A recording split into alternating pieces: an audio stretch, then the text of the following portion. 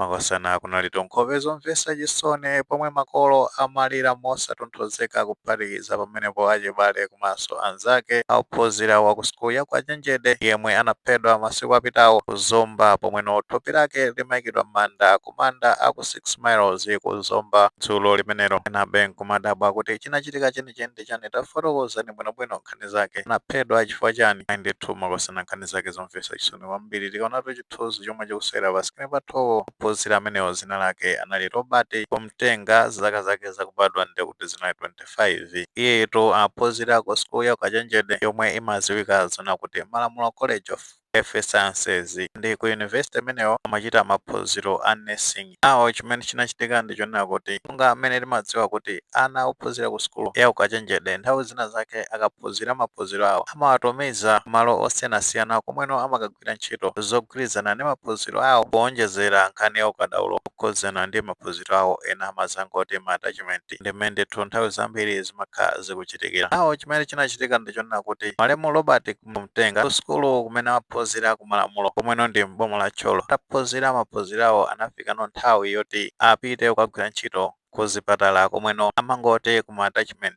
Ona kumeneko kumakhala ngatinso kukaphunzira zina ndi zina zokhudzananso ndi ntchitoyo kumene azikagwirira pa ground. Ndiye maphunziro amenewo kapena kuti ma attachments amenewo amachitira pa chipatala chimene chimadziwika zona kuti Zomba City Clinic m'boma limenelo la Zomba. Ndeno zikuoneka kuti Malemu Robert amachitanso chakumwa choncho. Ndeno chomwe chinachitika ndi chonena kuti panali pa 4 July chaka chimene cha 2026 komweno ndi loweruka lapitali Robert tsiku limenelo ndikuti sanapite ku ntchito ananyamuka ndikuti anali atachoka ku ntchito kapena kuti ku sukulu kumene amakhala kuphunzira ntchito yakeyo. Ananyamukatu ulendo kupita ku dera lina lake limene limadziwika zona kuti Chikanda m'boma lomwelo la Zomba. Kumeneko ndikuti anakamwa mowa wake kumeneko after ndikuti atakhuta kulezera ulendo uno umabwerera kumapita kumene amakhala. Eka zinakhala bwanji anaona kuti watopa posi ndikuti unali usiku ndithu kandima katayamba anazapeza kuti wakhota muchikhute kapena kuti muchisakasa chomwe tikuchiona chikusewera pa skrini pathupo ndimene anakhota mmenemo. Talowa mmenemo amwene amafuta tangogona kuti watopa chani. Madziwo amene zimakhalira anthu nthawi zina akaledzera mowa. Ndiye muchisakasa chimenecho ndimoti amagulitsira nthochi mungasome tikuonera pa chithunzi pamenepo amachita malonda a nthochi mmenemo. Ndiye atalowa mmenemo eni wake achikhutecho atamuona Malemu Robert mazaganiza ngati munthu wakuba ndi anakuwa kuti anthu awathandize pothana ndi wakuba amenewo katatu umugwira. Ndimene nkhani zake zinakhalira. Ndiye posatira zimenezo umadziwa community inapeza kuti yakhamukira kumeneko mamotiso amfunse mafunso bwinobwino anthutu anangomugwira kuyamba kummenya usati masewera kummenya zija zona kuti analibenso nthawi yoti angafotokoze nande kuti kutematema chani mmutu anagenda ndi maduka chani anavulala usati masewera mmutu paliponse ndi kuti munthu anali magazi okhaokha. Kusatira zimenezi after anthu ataona zotere munthu ende kuti thana naye ena achifundo ndo anamutenga endo nayeto ku chipatala. Pamwe anafika ku chipatala kumuona munthu kumuyesa pamene masimikizo